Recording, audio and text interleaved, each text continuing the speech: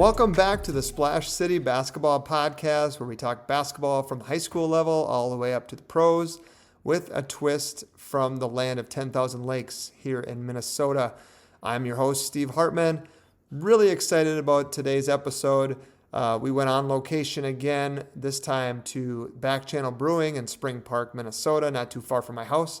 And I met a good friend of mine who got to know a couple years ago, coaching third grade basketball together, Ben Brickson, former North Dakota standout. He was part of the 1995 North Central Conference UND Fighting Sioux at the time, now Fighting Hawks championship team, and just had a lot of great insights, great stories, talking about the old days, the NCC, talking about basketball today and the transition for North Dakota into Division I and what that's meant to the school, to the alumni. And then we finished talking a little bit about the Fighting Hawks' chances in the Summit League this year.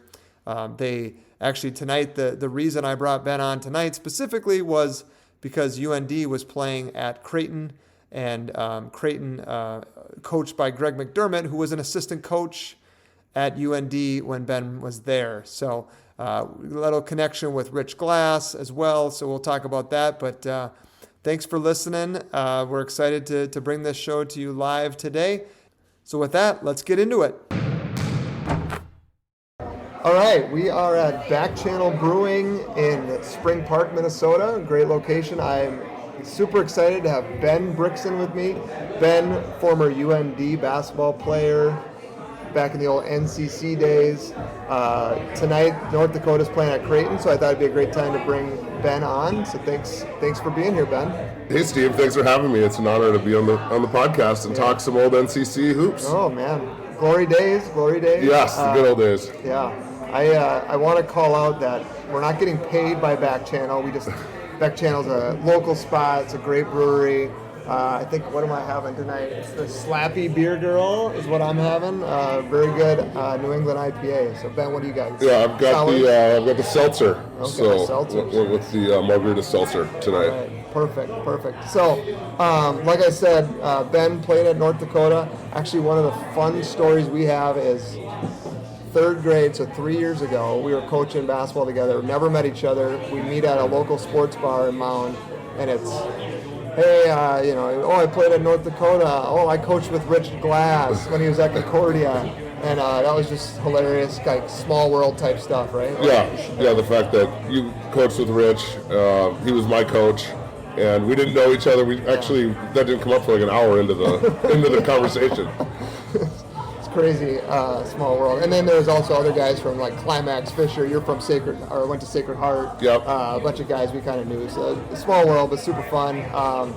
For not knowing each other to have that kind of a couple degrees of separation was kind of fun. Yeah. We'll get more into like the little coaching tree that Glass has and all that, and how it ties into tonight as well. But just want to like talk to you a little bit about, I think there's, a fair amount of people who are like North Dakota State, UND, South Dakota State fans, the old NCC and what that was like in the mid 90s, early 90s when you played, and just like, what do you remember about those days playing in the NCC? Yeah, I mean, the NCC, so I grew up in East Grand Forks, and as you said, went to Sacred Heart High School. Had a late start to basketball, but went to all the UND events growing up. The Hislop Sports Center was kind of our favorite place to go. It was, watching the big team in town. It was obviously pre kind of any way to watch national games, pre-internet, obviously. That was the big stage to go watch UND basketball and see those guys live. A lot of them were local, a lot of Fargo guys, a lot of guys from North Dakota and Minnesota. So it was a great time for basketball in that era. It was 10 teams. We had North Dakota State, South Dakota State, St. Cloud, Mankato was a weekend we played together. Northern Colorado, Omaha was a weekend together, and then Augustana, Morningside. So it was all 2 games at a time. You had 9 weekends at home, 9 weekends away, so 18 total conference games. And I guess Morningside was almost like a little Hoosiers high school style gym. Always packed, always loud. South Dakota State, they had the famous cowbell. They'd ring the cowbell when you're when you're losing, which we oftentimes were. Yeah, they were really good. Great rivalry with NDSU, obviously. Just packed house at both locations every year for those games. And then road trips were a blast. St. Cloud State always had good crowds. Played against guys like Todd Bauman, who played hoops, and man, he could fly. He played hoops and football? Yeah, he was the starting quarterback, I believe. Yeah. And then he was a stud in the basketball court. Well, his kid now playing football at South Dakota. Yeah. And Todd supposedly jumped over a car in a dunk contest at like the Gus Macker or something. Yeah. Todd Bauman, Russell Tyler, Ruth Tim. Yeah. And then Vikings. Yeah, crazy. So no, real good memories of just the, kind of local hoops. Everyone knew each other. The fans knew a lot of times who we were playing and who the guys were. It wasn't a lot of people coming in from long distances, although we had guys on my team, Kentucky, Wisconsin, Iowa. We had a great time. It was good fun. So of all those venues, it's funny because the Bison Sports Arena is not there. Yes. The High Slop's not there. But what are those venues? Are there any still around that you know of? Are they still playing in some of those gyms? Oh gosh, can't imagine. Is Hollenbeck Hall still at St. Cloud? I think that they might still play there. That might one still be. Yeah, I'd honestly might be the last one. They just tore the Hislop down, which was our gym. Yeah. And it was because they've been playing at the Betty, right? Yeah, Betty came around about 20 years ago. Yeah. But no, I don't know that there is. I think Morningside is NAIA now, or D3. Okay. But I think they play in that gym. Yeah. What's funny, you got 9 home games, 9 road games. You do these road trip things, and now conferences are so spread out. Oh my gosh, and not just Big Ten, but even the Summit League. You got some distance to travel with Oral Roberts in there. I remember when that first kind of started when NDSU and SDSU went D1. They were playing Oakland from Michigan. These are you said what? You took one flight? Back right. Then, and now flew to Colorado. That was it. Yeah, the rest were bus trips. Yeah. Cold bus trips coming out of Grand Forks. We played my first game ever. We played Wisconsin Platteville in the Wisconsin Badgers Arena, and we had hit a blizzard on the way home. It took us 19 hours to get home. So the days of flying were not around. We're not there yet. You haven't experienced basketball in Minnesota unless you've done that.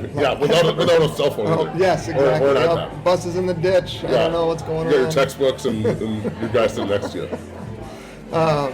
So any particular atmosphere or games that stand out from? I know I'd be remiss if I didn't say that you guys won the NCC Championship your freshman year, but that might be the best memory. But any atmospheres or games or opponents? Yeah, so my freshman year I didn't play a lot, but it was an awesome team to be a part of. We were 3-6 at the break, so through our first 9 games, we rattled off 9 in a row to win the conference, which is insane.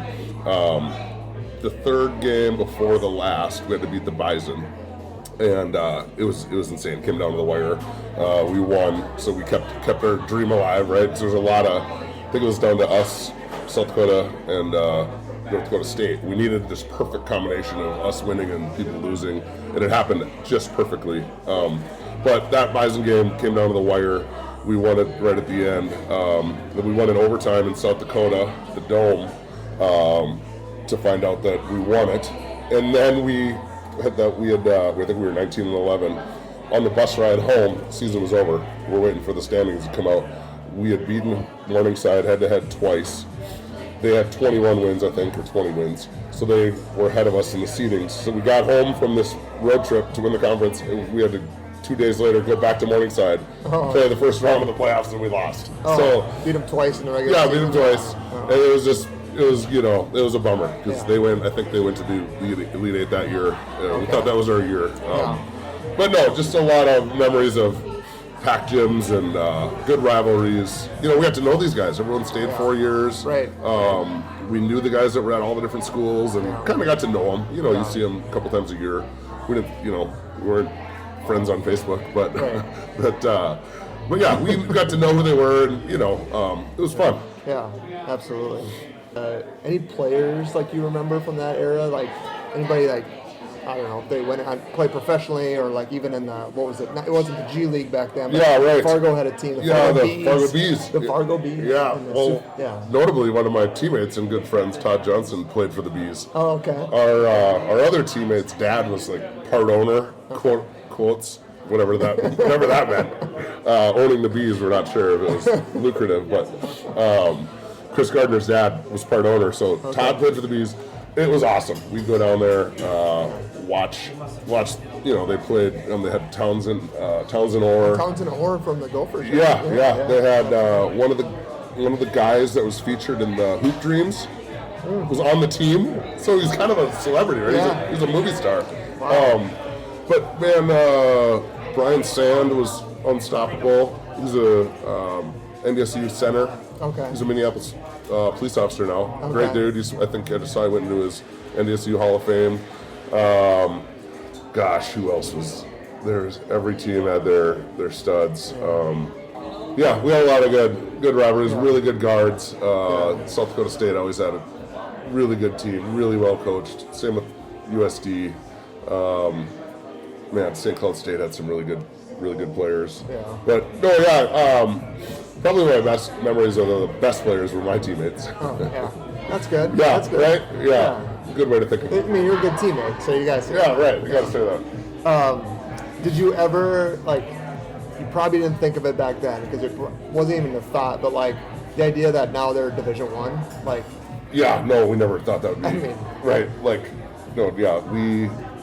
when we found out they were maybe going to go D1 in the mid 2000s. Yeah. I think a lot of us thought it was a little insane. Yeah. We're going to go play Kansas. We've tried that. It didn't really work. Yeah. I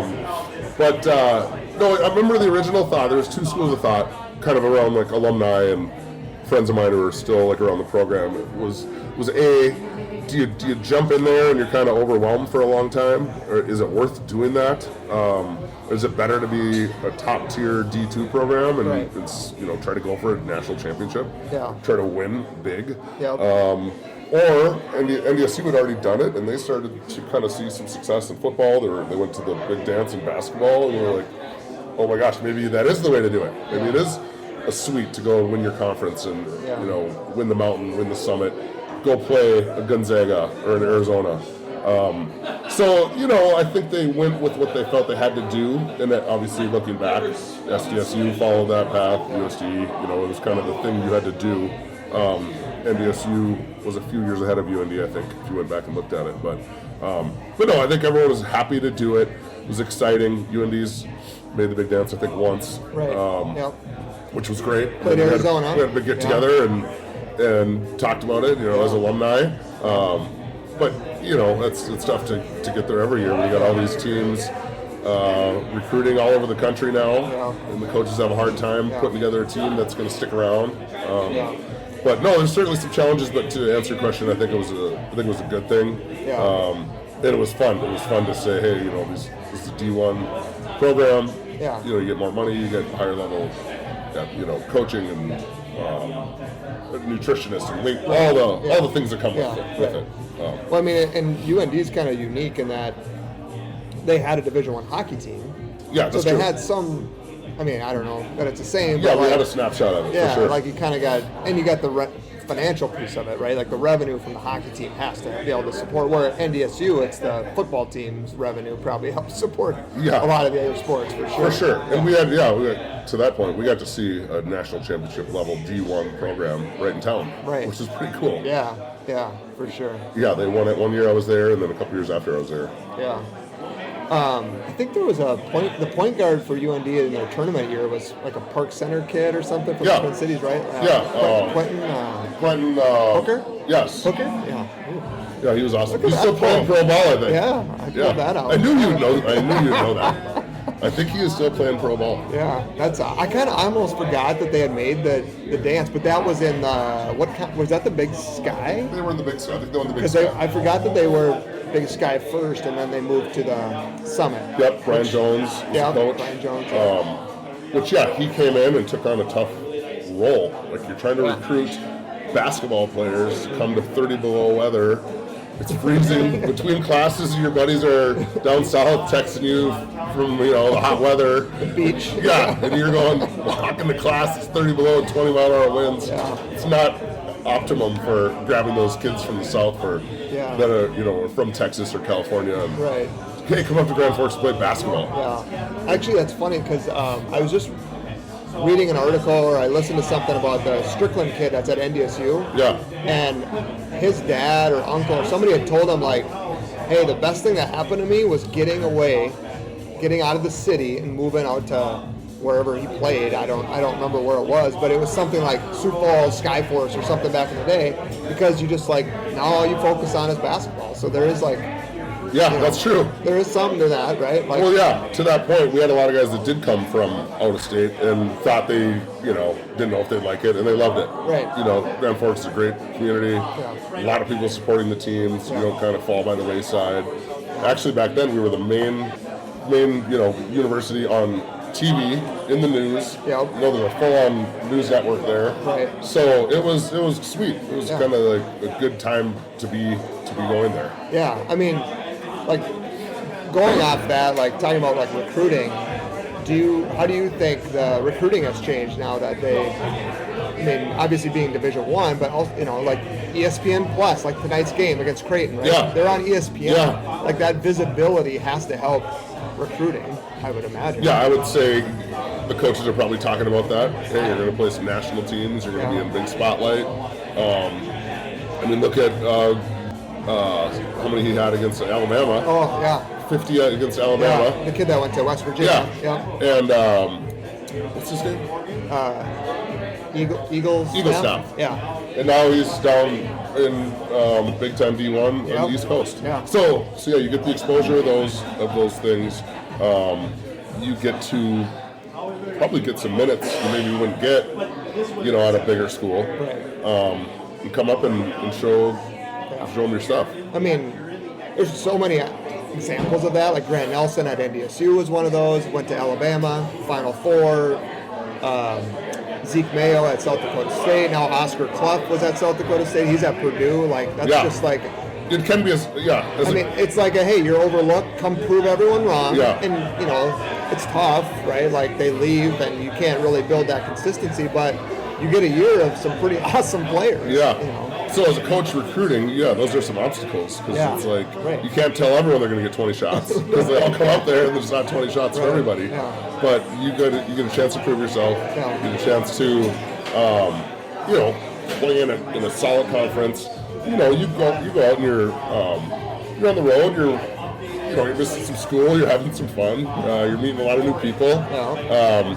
I do hope for the the camaraderie of it. I do hope kids are becoming friends with their teammates and staying in touch. Yeah. You'd hate to hear about, I went to 4 schools in 4 different years and I really left without really much of a connection. Right. You know what I mean? Right. You don't want it to be transactional. Yeah. Right. We have tons of buddies from college that we still stay in touch. We don't talk about every game, but it's a great camaraderie. It's a great fraternity of people, not just teammates, but friends in school. And I don't know, if you get that, if you don't stick around that much, but definitely a challenge for today's coaches to keep people around. You've seen Coach K, and some of these guys are older. They maybe would have retired anyway. Izzo didn't retire, but Boeheim and Roy Williams and Coach K, I think all felt I don't want to do this anymore. And even Bennett at Virginia was kind of this is. It's a 1-year deal. It's not what I signed up for. Every year you're searching. But then there's other guys who kind of love it or whatever. It's more professional, I guess, in some way, which I don't know. It's definitely more towards a pro sports. Setup for sure. That's the thing that I think is coming next is contracts of staying here for 2 years or 3 years, or is it just 1 year? Because as a booster NIL, if you can say hey, here's your package, but you got to stay 2 years. That's professional sports. Yes, right. Now you're getting into contracts. Yeah, which would be good for the sport too. I think that has to come. Yeah. The college game, I was just listening to a different podcast where they were talking about how this might be the best one of the best years ever of college basketball. Oh, because for sure. guys are staying because they're getting paid, and the freshman class is amazing.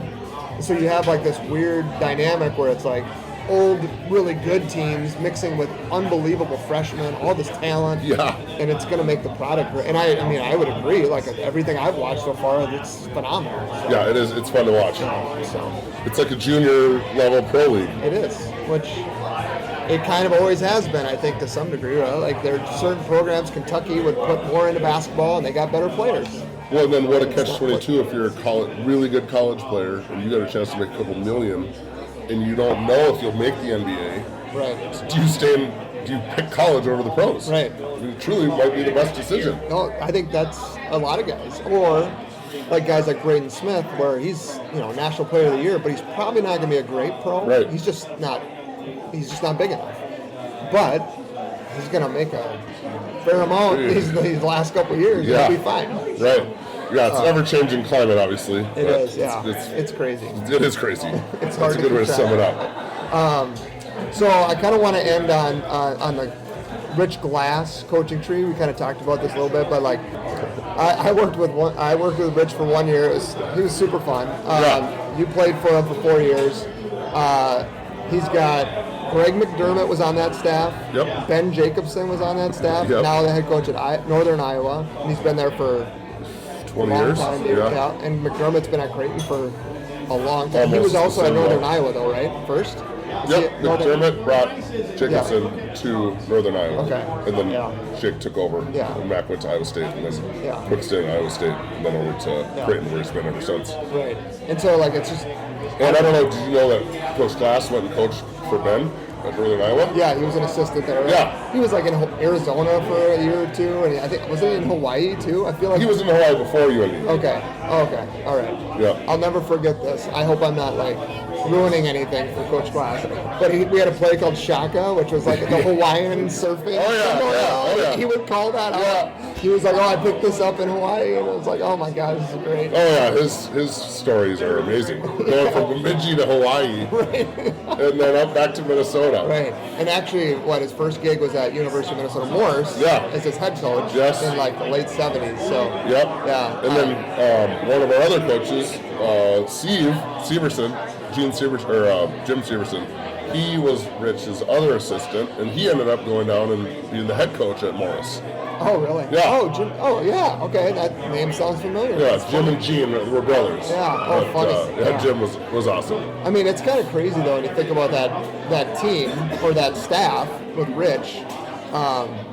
And then he's got, two of the longest tenured coaches in college basketball. McDermott's been at, Sweet 16. Yeah, that was a good point. I mean, that's a pretty impressive. Should have been in the national championship last year. Yeah, I mean, he's had some great teams. And, I mean, Northern Iowa's had great teams in the past. So yeah. It's and I don't know if you know, Doug McDermott was born in Grand Forks. Oh. When Greg was coaching, and it might be a tall tale, but supposedly he was born and Greg missed the game like a couple minutes late. I don't know if that's true. But when you live and breathe it, you got you got to be at the game, at the big UND game. The quarterbacks who are like, I had the baby in this morning and I'm still going to quarterback. That's right. My noon game. Yeah. So Coach Glass does an amazing job of kind of he calls it the family, right? He coached from the late 80s to the mid 2000s. So he had, you have a couple guys new every year. He probably coached a couple hundred guys. Yeah. And then again, of course, at Concordia. So we were all on a group email, and keeps us up to date on if someone gets married or has a kid or what he's up to. So it's cool. People can chime in and give each other a hard time or whatever. I don't think people realize. You run into people all the time who will be like, I'm terrible with names. Think about that as a coach. Like you've coached hundreds of players, and their parents are there. I mean that's a skill or I don't know, like an OCD thing or whatever it is, but it's amazing. So. Yeah, you got to have that. You got to have that gene. Yeah, for sure. All right, so UND. We started off UND playing at Creighton tonight. Yes. Exciting. It's exciting. I don't think the Fighting Hawks have a huge chance to win this. Probably not. Creighton's probably pretty mad after getting absolutely throttled at Gonzaga. But how about the Summit League? UND was actually picked 9th, which I think was kind of low. I did too. I know the top of the league with the Tommies, and NDSU will be good. SDSU is usually good. Omaha's the reigning champ, but like you're in a league where you got all these teams that are good every year. Yeah. St. Thomas has turned up the heat. I don't know if hopefully they can hang in there tonight with Creighton. It'll be fun to see that. Yeah. It's actually going to be fun. It's actually Coach McDermott's 1,000th game tonight. Yeah. We just learned against UND, which is kind of the circle of life. But no, hopefully the Hawks can hang in there. I went and watched them play the Gophers a couple weeks ago. They hung in there in the first half. Just got overpowered. Yeah. Creighton has so much firepower on offense. Yeah. You just swing it twice and you're already out of position, and that guy can score. And then the other guys can score. Yeah. So no, it'll be fun to watch that game tonight. Hopefully we'll be able to record it and watch it tonight. But yeah, we'll be cheering for both sides. Yeah. I really like the Curtis twins out of St. Louis Park. Oh yeah, that's fun that they went up there. I mean, they're big, they're athletic, they're skilled. Like, I mean, those two are going to be a problem if they stick around. You know, that's the thing is like maybe those two. I know. I was excited they both are there. Yeah. It'll be if they can stay there. Right. Yeah. And there's I think there's a kid from St. Francis School, St. Francis of Northern Metro area, playing for them. Eli King from Caledonia was all Summit League second team. So there's a lot of Tonka kid who's averaging double figures this year. Okay. So I mean, they got. I don't know. It'll be fun to see whether tonight, whatever. But I definitely think we got to get to that the St. Thomas UND game. Oh, 100%. Play here. Yeah. We'll be at that one for That'll sure. be super fun. So. All right. Well, I think that's it for tonight. Appreciate you coming on, Ben. This was super fun. Yeah, it was. Talking hoops. Next time we'll get our St. Thomas buddy on, and we'll try to do maybe you can have some bragging rights. Maybe we'll pull the upset UND at St. Thomas. But that'd be huge. We'll see. They're pretty good. We'll cross our fingers. Yeah, they're pretty good. All right. Well, thanks a lot for joining. Yeah, thanks, Steve. All right. Again, I just want to say thanks to Ben for joining the program today. A lot of fun. Had a lot of fun stories to tell. Growing up, small town, small schools, all the way to Ben knowing some people at the highest level of college basketball. So it's a great time. Ben's a great guy. So I appreciate you coming on, Ben. And so that's the show today. Later this weekend, we'll probably do another pod, and we'll look a recap at the Wolves this week. Right now, they're looking to close out the Wizards this Wednesday, the 19th.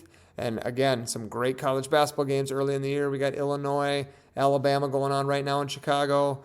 Earlier tonight, Arizona took down UConn. So it's a great time of year, and I'm obviously, if you can't tell, very excited about the basketball season up ahead.